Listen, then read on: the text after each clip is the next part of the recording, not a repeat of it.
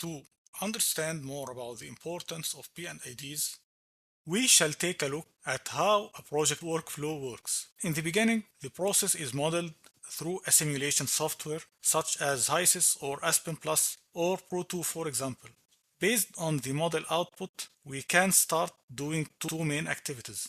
The first activity is to start the equipment sizing activities. So now, based on the model output material balance, we can know the inlet and outlet streams for each piece of equipment. We can also start sizing the towers, the vessels, and the exchangers. We can also start a preliminary pipe sizing and pump hydraulics. These shall also depend on the piping routing, which won't be ready until the P&ID is issued and the piping downstream activities have reached an advanced progress. But as these data aren't yet available, the sizing is still preliminary, although it has some level of accuracy. And when these data are availed, the size shall be revised. The second activity is to prepare the PFD or a process flow diagram. In a PFD, main plant components are shown, such as equipment, stream data for main lines, which are connecting between equipment. It may even highlight some expected operating scenarios that should be considered in sizing, which will not be clear in the simulation model. In addition, the PFD shows the main outlines of control loops and how the equipment is expected to be controlled during normal operation. So now, as we are having the PFD and we have the preliminary equipment sizing and arrangement, we can start preparing the P&IDs.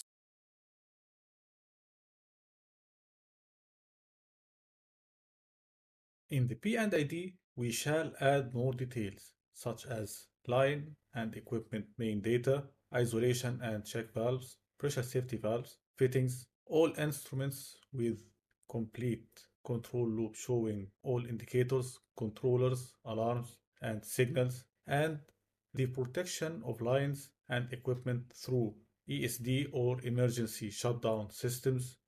We shall also show vent and drain lines, relief and blowdown lines, or special lines needed for plant startup. We shall even talk more in depth on what is shown on a P&ID in the next set of videos. Now, as the P&ID is prepared and depending on the project phase, whether we are in basic engineering phase or in the detailed engineering phase, this shall determine the level of details we need to add.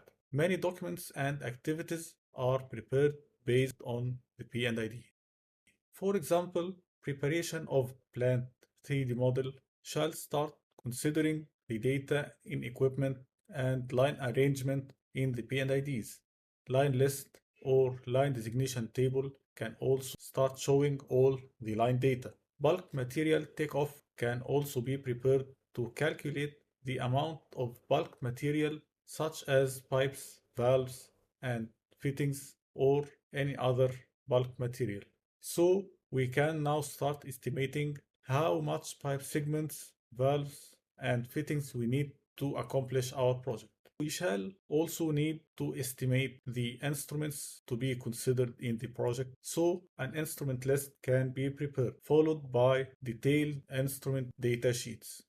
We also need to determine the control and shutdown system requirements and the logic to be followed in each control and shutdown loop. The P&ID is a good start, although we even need more detailed documents such as control narrative for control system and cause and effect diagram for the shutdown system. All these shall need to be considered by the control and shutdown system suppliers in order to determine their requirements and build the required graphic displays that shall be used by plant operator in the control room.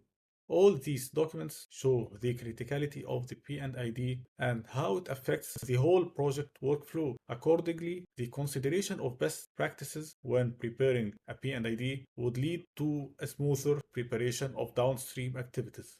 In the case the P&ID design is poor, this shall negatively affect the quality of the downstream activities, and this shall cause the project to be implemented at a higher cost and lead to many issues during the project execution, the plant startup, and during operation.